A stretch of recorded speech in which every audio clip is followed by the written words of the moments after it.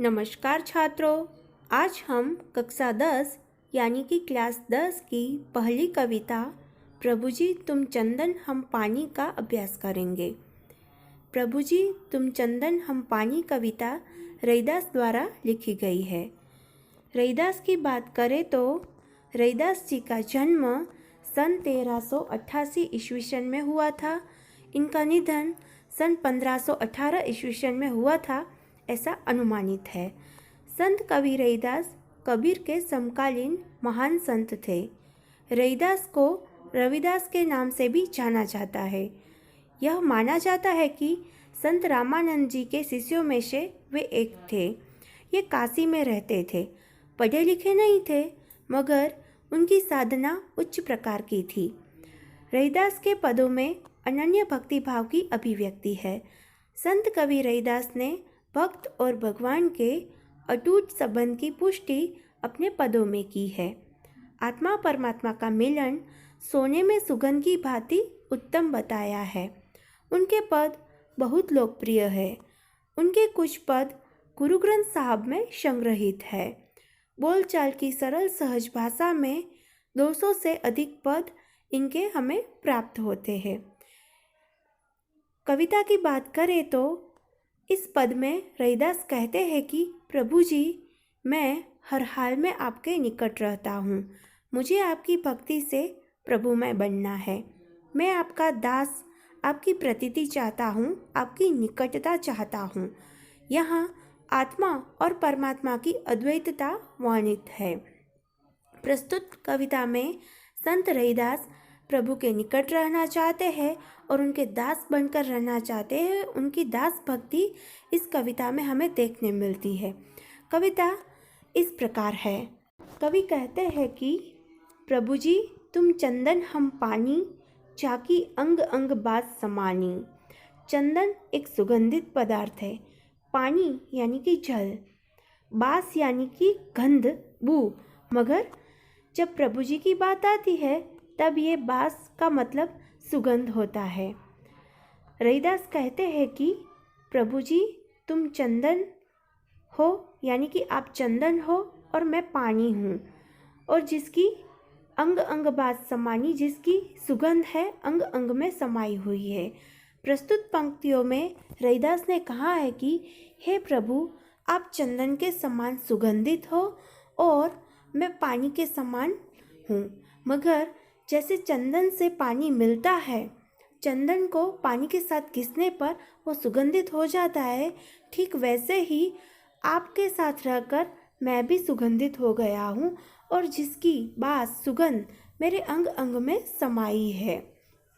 अर्थात प्रभु के साथ रहने के बाद रैदास को चंदन जैसी प्रतीति होती है। कवि कहते हैं कि प्रभु जी तुम घनबन हम मोरा, जैसे चितवत चंद चकोरा। गण यानी बादल, मोरा यानी मोर, चितवत यानी देखना, चंद यानी चांद। चकोर एक पक्षी है जो तीतर जैसा दिखता है और हमेशा चंद्र की ओर देखता रहता है। प्रस्तुत पंक्तियों में रैदास जी कहते हैं कि हे प्रभु आप घनबन है और मैं मोर हूँ। जैसे चंद्र यानी कि चंद्रमा को चकोर देखता रहता है, वैसे ही हम दोनों का रिश्ता है।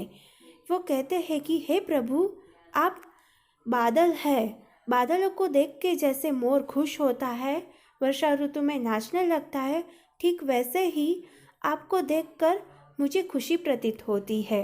हम दोनों का रिश्ता चांद और चकोर के जैसा है। कहा जाता है कि चकोर है वो हमेशा चंद्र की ओर देखता रहता है, तो हे प्रभु मैं भी हमेशा आपको ही देखना चाहता हूँ। हमारा रिश्ता भी घनबन और मोर के जैसा और चांद के चकोर जैसा है। फिर वे कहते हैं कि प्रभु जी तुम दीपक हम बाती, चाकी ज्योति बरे दिन राती। दीपक यानी दिया, बाती जो रुई से बनती है जिससे दीपक जलता है उसकी बात है।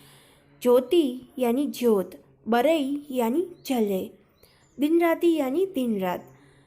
रैदास जी कहते हैं कि हे प्रभु आप दीपक हो और मैं बाती हूँ, जिसकी ज्योत दिन रात जलती रहती है।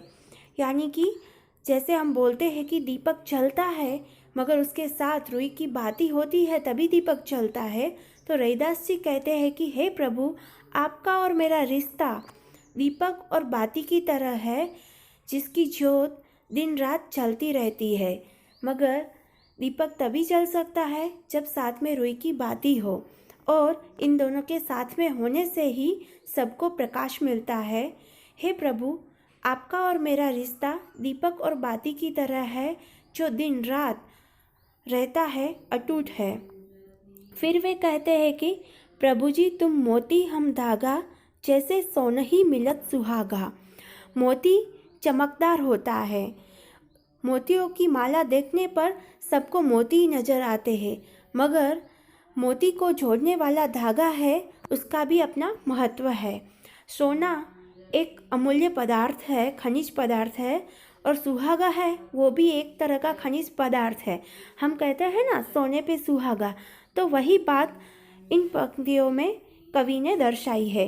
वे कहते हैं कि हे प्रभु, मैं मोतियों में पिरोया हुआ धागा हूँ। आप मोती है, आपकी चमक दिखती है, तो मैं उसके साथ रहने वाला पिरोया धागा हूँ, उनको पिरोने वाला धागा हूँ। हम दोनों का रिश्ता सोने पे सुहागे जैसा है। जैसे सोने से सुहागा मिलता है तो उसकी चमक और बढ़ जाती है, तो आपके साथ निकटता पाने से मेरा मान और बढ़ जाता है, मेरी भक्ति और बढ़ जाती है। मैं सोने पे सुहागे जैसी प्रतीति महसूस करता हूँ।